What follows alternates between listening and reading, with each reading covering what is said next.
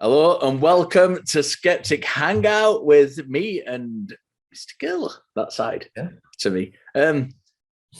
This episode, there's a good way to start this episode, stuttering, considering that what we're talking about this week is something that all of us do in our everyday lives. Whether we're just hopping on a bus or going to work or just staying in the house with our families. This is episode 60, Conversation.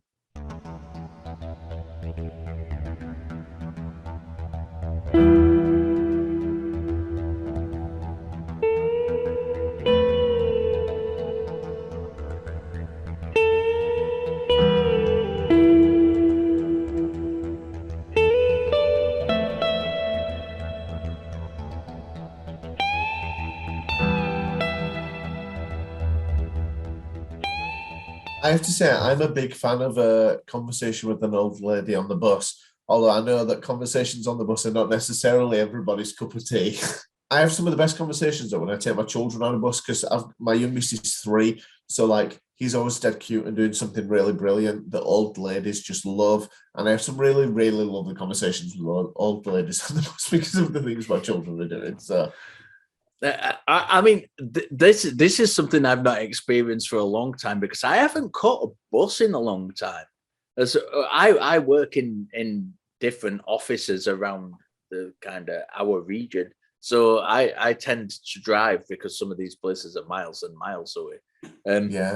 So I tend to drive and not catch a bus. And if we go out anywhere on a weekend, we tend to go too far to catch a bus. So we again tend to drive. Because where we live we're very lucky that we're surrounded by countryside. There's lots and lots of countryside, so we tend to kind of find new places and explore new places and do that kind of thing. So I don't have that opportunity to have those conversations with old ladies. No, I don't. But I'll tell you what. One thing I did enjoy, I always enjoyed, and again, this is something I don't tend to do in so much these days. I always enjoyed sitting at a bar and talking to strangers. That was kind of my thing when we went on a holiday to kind of take myself off for an afternoon and buy a newspaper and just sit in the bar and buy a few pints and just chat to anybody who happened to stroll. And I used to enjoy that. That was great fun.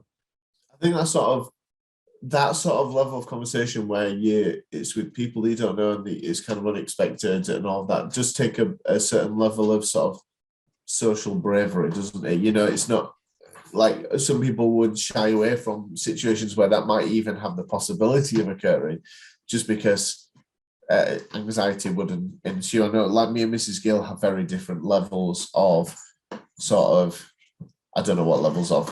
I'll start that sentence again.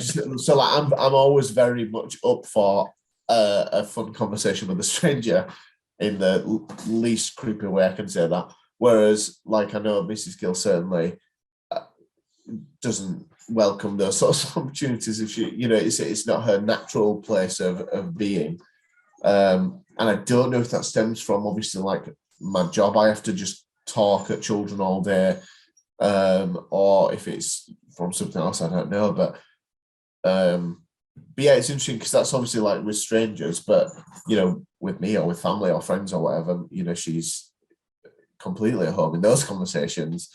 But I guess they're just two very different sort of situations, aren't they? Socially. Yeah, it's very interesting you bring that up actually, because I've always been very comfortable talking to strangers. I don't mind talking to strangers at all. I'm quite happy to do it. I'm very uncomfortable talking to say if we go to any of my wife's friends who I don't particularly know very well. I'm uncomfortable in those situations talking to people, which is weird that I'm more confident. It's weird to me that I'm more comfortable talking to a complete stranger than I am talking to somebody who is an acquaintance of somebody I know. Is that because I guess with a stranger, there's no not baggage, but you know, like if it's a stranger and you're on that conversation, you won't meet them again, you won't bump into them again. And if worst comes to the worst and you leave a real bad impression with that person, it doesn't really matter. Whereas I guess like your wife's friends or someone you kind of know or someone who you kind of guess you're going to meet again, you kind of want to get I said kind of, I think 3 times in that sentence, want to give that good impression and want to have that sort of positive start to a potential sort of relationship with that person. Or do you know what? That's a very interesting point. It's one I don't have an actual answer to. I suspect that because I'm not particularly bothered that whether people like me. I'm just that kind of person. I'm quite amiable. I tend to get on with most people I meet, but I don't go in with that kind of anxiety that, oh shit, what if this person likes me or doesn't like me or that kind of thing. I think it's possibly more due to the fact I'm going to show how under the thumb I am now. It's possibly more due to the fact that I'm more concerned with how my wife is going to react to me reacting to them.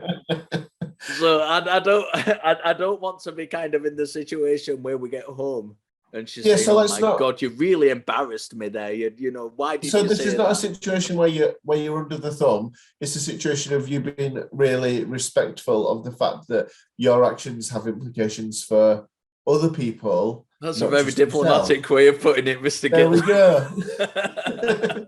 Yeah, you see, conversations as a topic I think is interesting as well, because obviously this whole show is us just having conversations about things.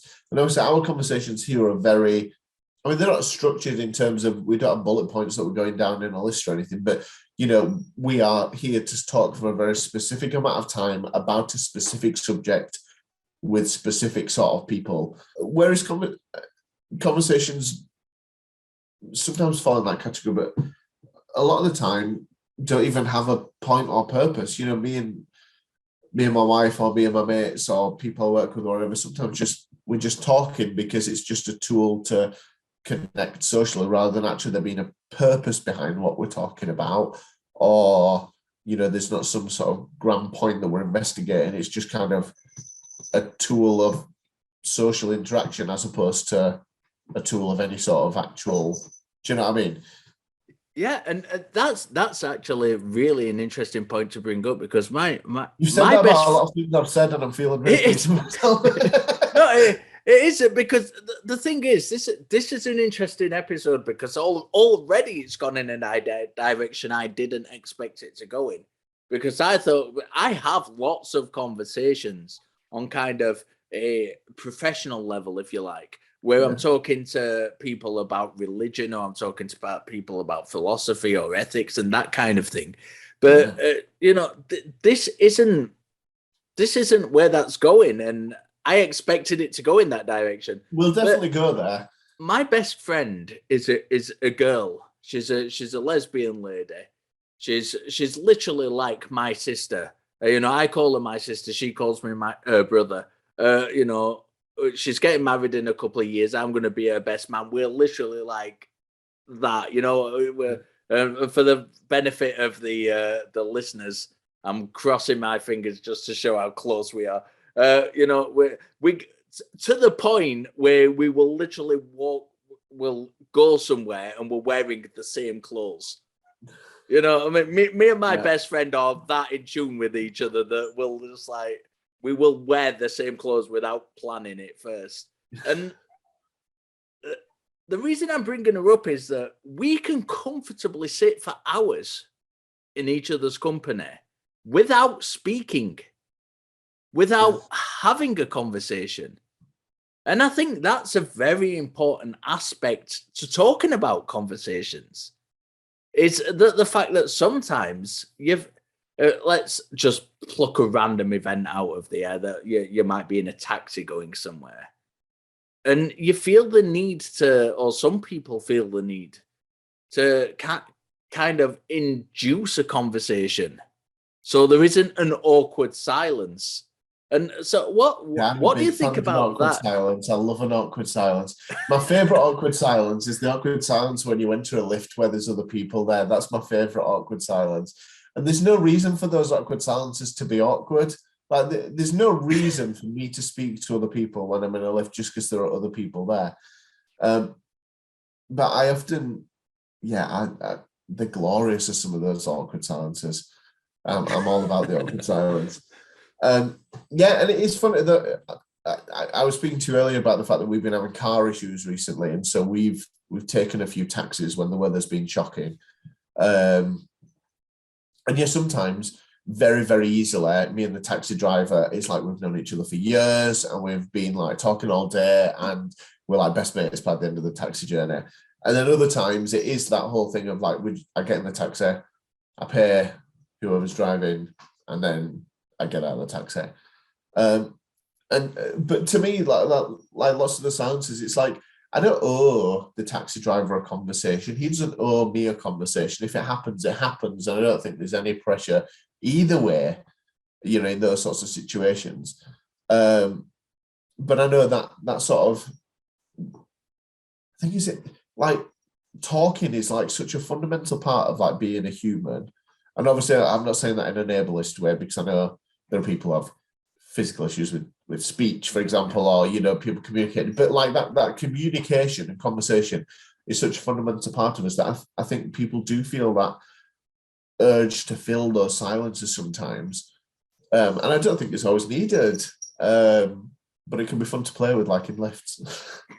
I would actually agree with you on that point, that I'm quite happy, as I said, with my best friend, I'm quite happy, and whether I get in a taxi or whatever it is, to not speak to somebody. I think it's quite reasonable to pick and choose when you're comfortable to speak to somebody. I'm happy with a silence. It's not an awkward silence to me.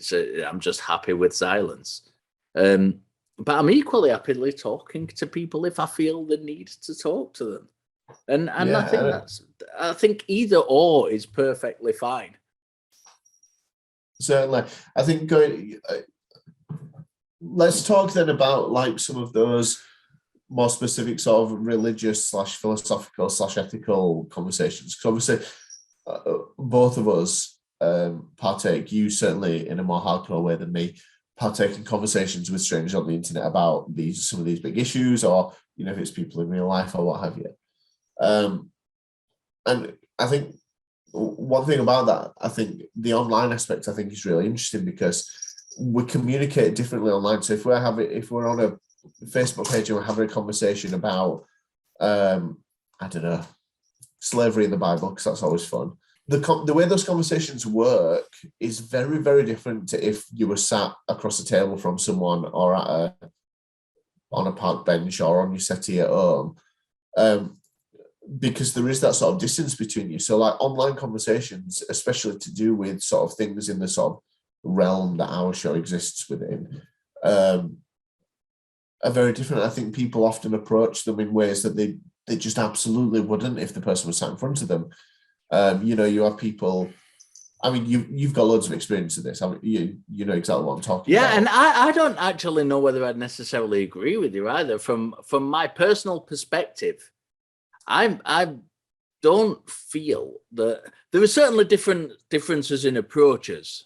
Yeah. I don't necessarily feel that I handle it in a different way. There are differences in approaches because there has to be. Because communication. I do talking. I'm a volunteer admin for the ACA on their Facebook groups, and also for Skeptic Generation, I'm also kind of the coordinator for their Facebook group. So I do have kind of a lot of input into that kind of social media typing kind of thing and those kinds of conversations. I think there's certainly certain things when you're typing that you're not going to get across when you're in a face-to-face or an audio conversation with someone. Yeah. That you have to kind of, and this has happened to me this very day that we are recording, where I've been in a conversation with someone and kind of nuances have been missed because you haven't got the whole thing of body language and you've not got that whole thing of tone. to kind of Sarcasm is convey your difficult, message. subtext is Yeah, difficult, all of those sorts of things. Yeah. but I think in general, I've got the great pleasure of doing talking shows, of hosting talking shows, whether it's Ethan Michael's The Perspective or stuff for the ACA, Yeah. and I love doing that. And for the most part, I try to keep it as friendly as possible. But here's the thing about a conversation: a conversation isn't about one person. And it doesn't matter how nice that one person tries to be or how kind of cordial that one person tries to make it, because you feed off the other person.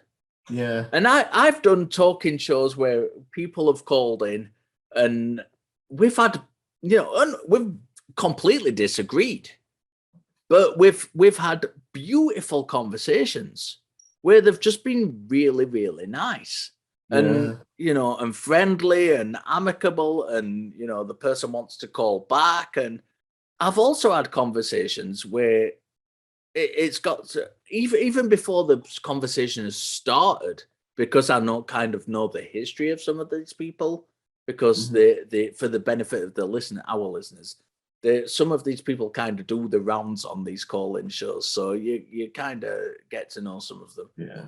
And I've started conversations with, right, before you even start, I'm going to fucking tell you that you're not going to read from a script from me to me. Yeah. And it may come across as aggressive, but sometimes those things are necessary. For a And healthy conversation. for a healthy conversation. And Yeah. a recent example of that is that I was on The Perspective, Ethan Michael's The Perspective, very recently, and we had a guy talking and the conversation potentially could have been brilliant. It was completely my ballpark. It was all about theology, Christian theology, and that's a particular area that I've been getting really interested in recently. And Yeah. the conversation had potential, but the guy was reading from a script, and it completely threw the conversation off. And what could have potentially been a brilliant conversation turned into kind of, stop reading from your script, mate, Yeah. and let's have a conversation, because you're not listening to a word we're saying. It was And interesting what you said before about you've had conversations where you disagree with someone on everything the same, but it was still a really good conversation.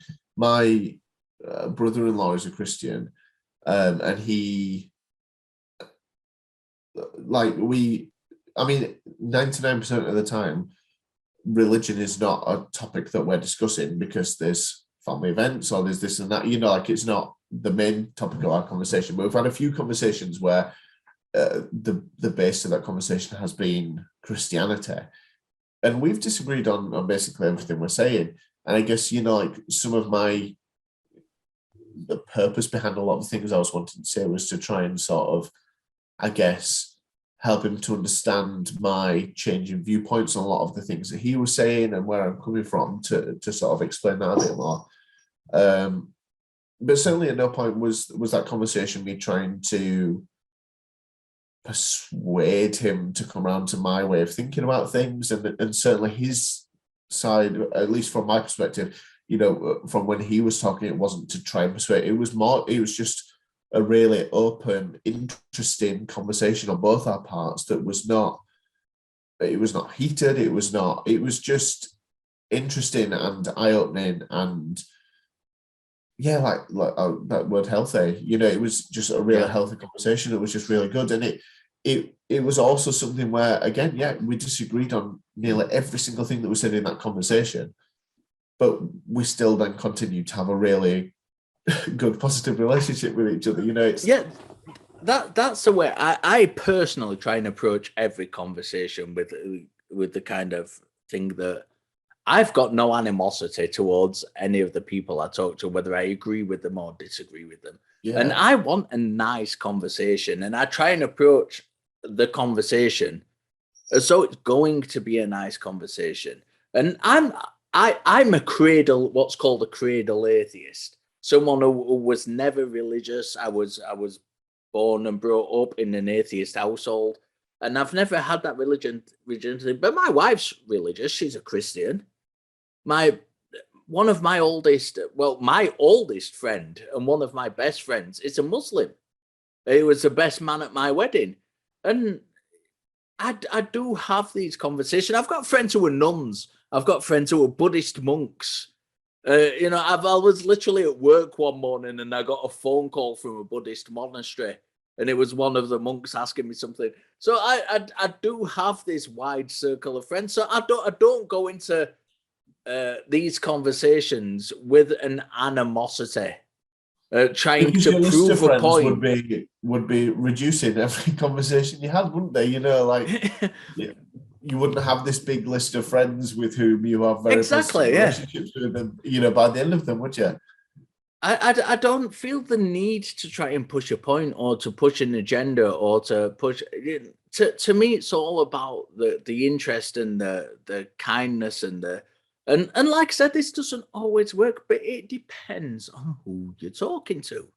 Yeah, because and I guess like I read lots of things online from people who've had experiences where I described what is a really healthy, positive sort of conversation, list of conversations that I've had with my brother-in-law about religious ideas, but there are people who just absolutely can't have positive conversations about those sorts of topics with people in their family because that sort of, I don't know, religion seems to be one of those things that lots of people have thoughts and opinions about, but sometimes it's like paramount to everything and they can't get past that in a lot of ways.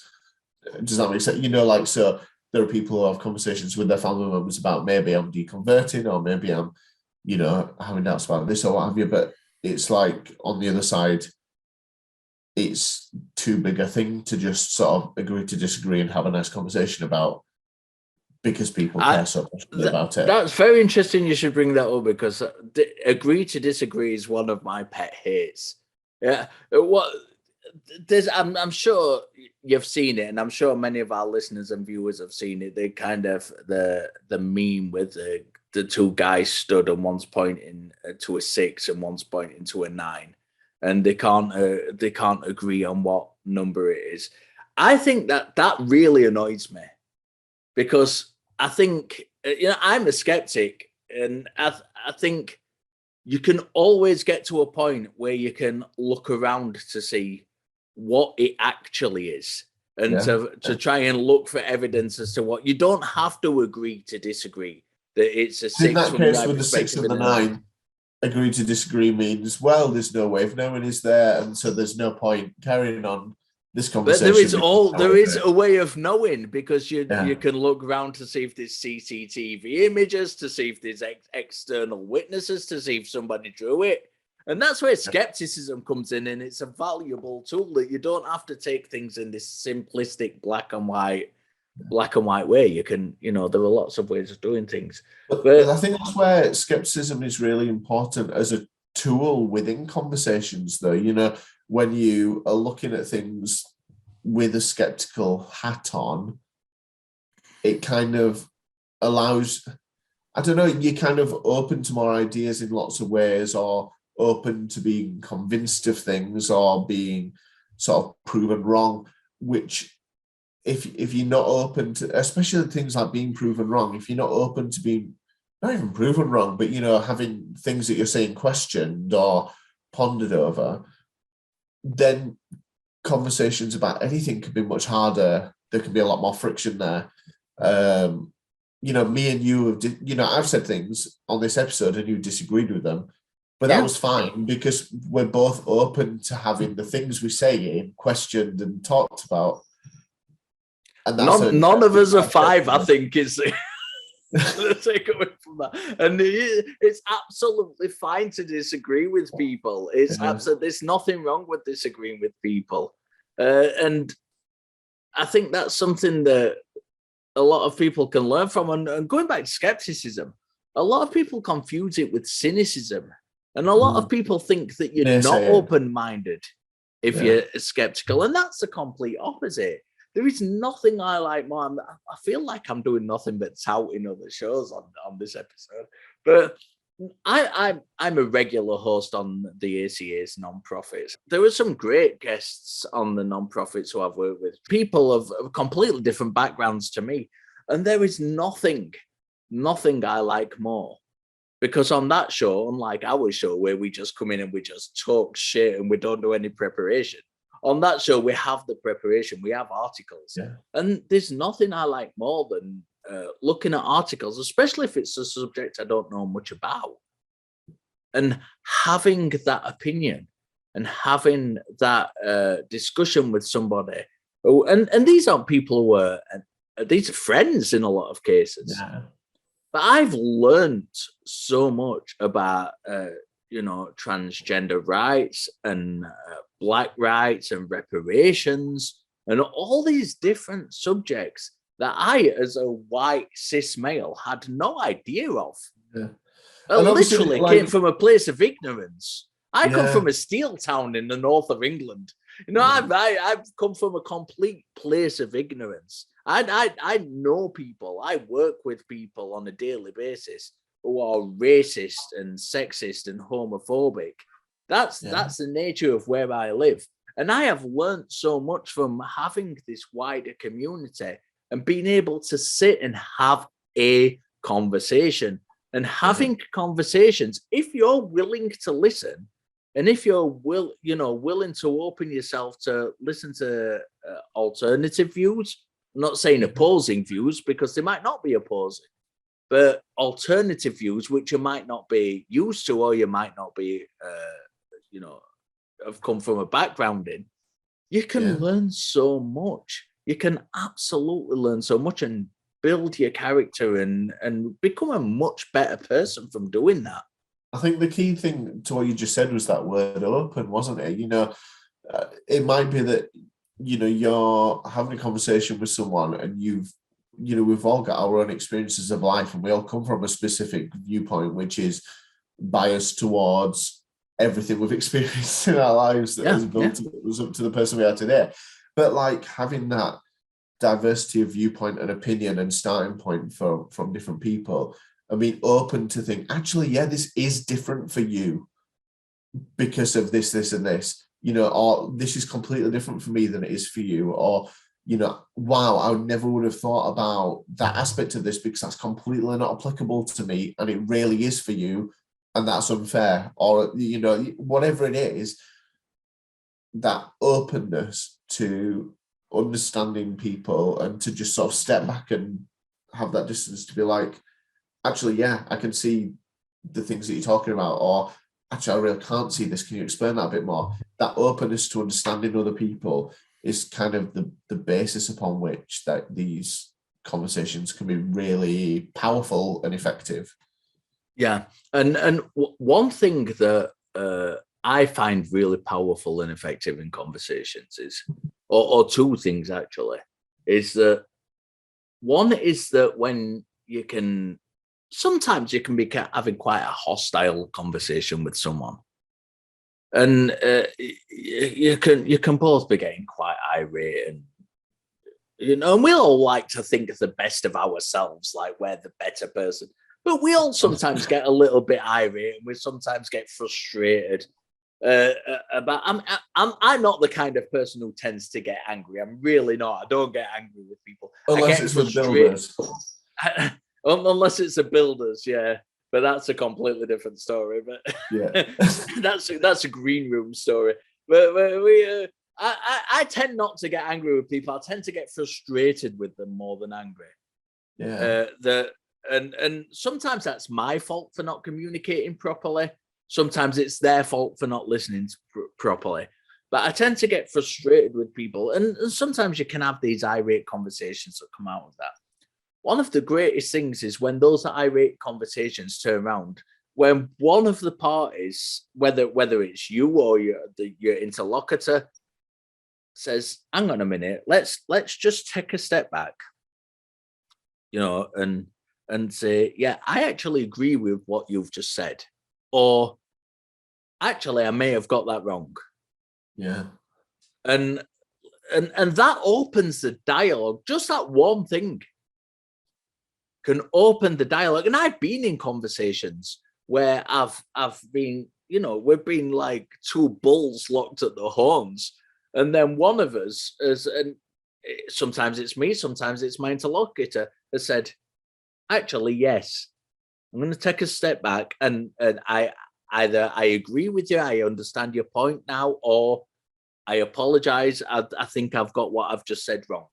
I guess that's like a matter of pride, isn't it? People sometimes feel like the only way to keep going is to not back down and make sure that they're, keeping up with the lines they've already said and whatever else. Whereas I think some people allow themselves to sort of not be too proud in that regard, and to hold hands up and say, I mean, we've talked about in the context of skepticism, but just generally in terms of like, yeah, maybe I haven't got this right, but that's kind of a big idea for a lot of people a lot of the time, like, because we all, like you say, we all kind of think we're generally right about things. Yeah. And I think in terms of skepticism, it is vital. It is vital. I mean, I don't identify as many things. One of the things I do identify is as a skeptic. And I think it's vital as a skeptic that we are willing to do that. I've had a lots of conversations recently, because I've started getting into this conversation about whether we should reclassify people who claim they can talk to the dead, psychic mediums and clairvoyants and that kind of thing, as fraudsters. And I'm of the opinion that we should. Yeah.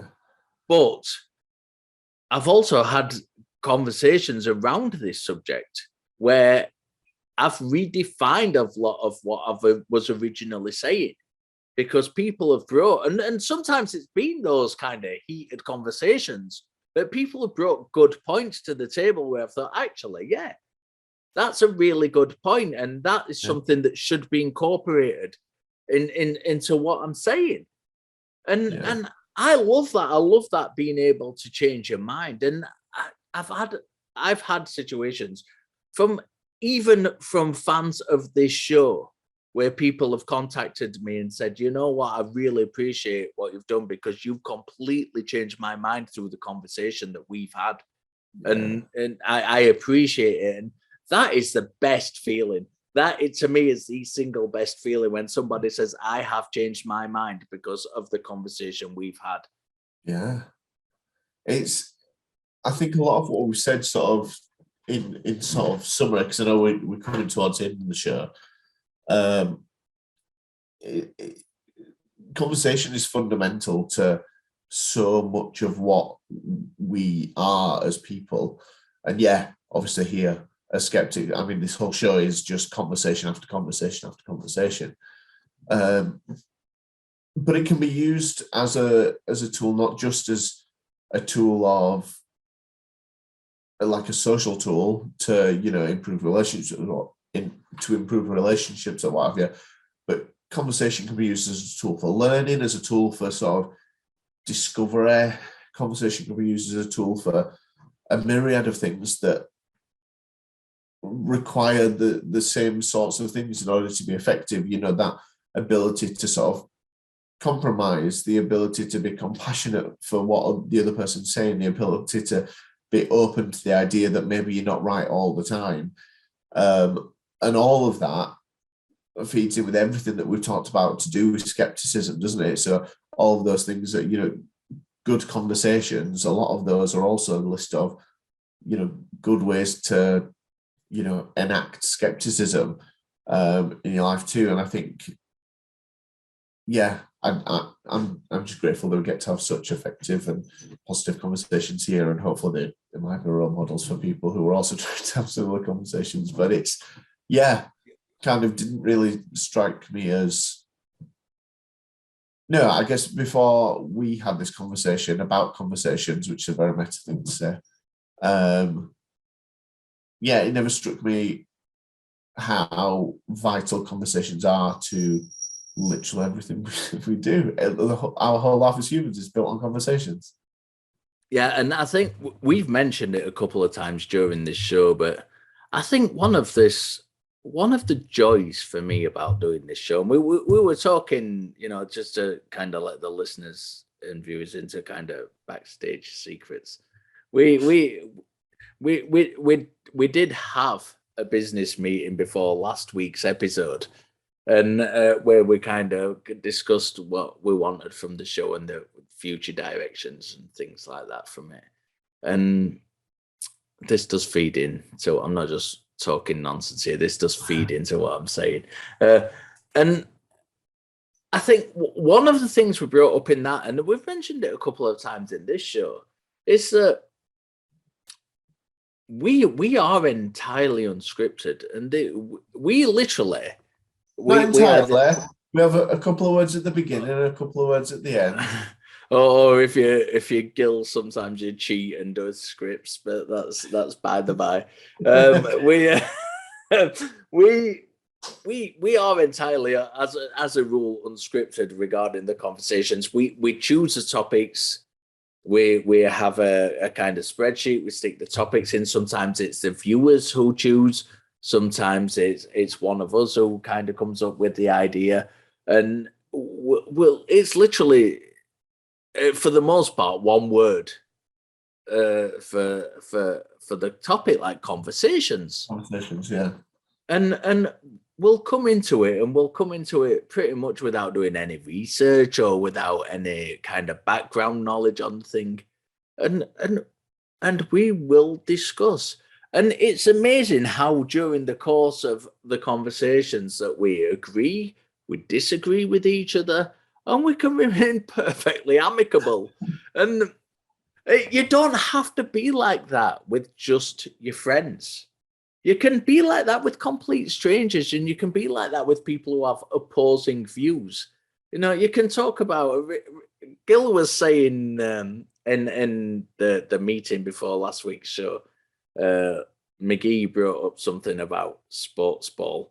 And Gil was saying that wasn't don't bring sports ball up to me. That's not my area of conversation. It's not my area of expertise.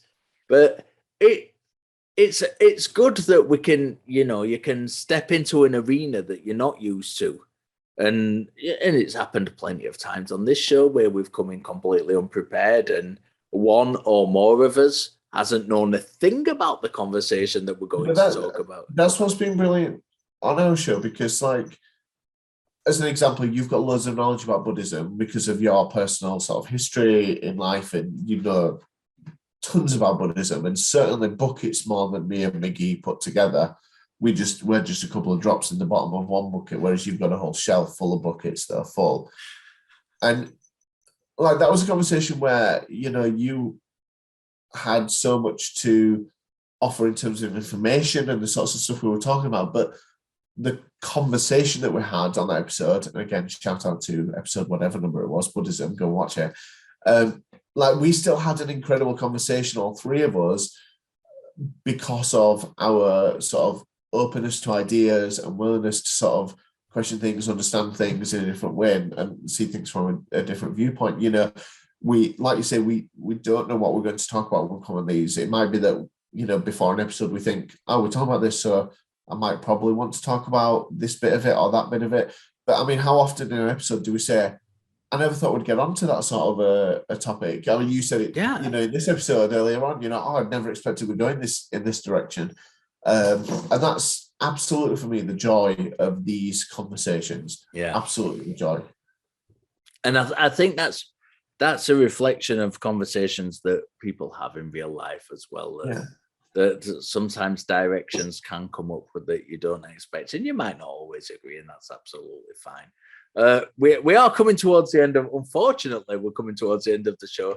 I have had a blast these last couple of weeks with Mr. Gill coming back into the show, because we've not seen him for a while. He's very, if you were worried about him, or if you thought he was no longer part of Skeptic Hangout, he is still very much part of his sorry, you've not got rid of it quite that easily. No, it's still active behind the scenes. Me and McGee still love him for our sins, and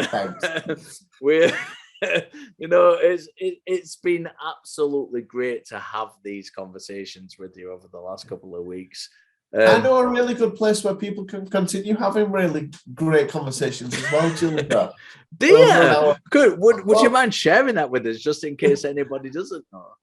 Well, you can bob onto our Linktree, which is linktree/Skeptic Hangout, where you can find a link to our Facebook discussion group, which is a great spot to have a chinwag with other folk who might agree or disagree with anything you might say. And certainly we're going to be, well, this episode you might have found it on our Facebook discussion group or what have you.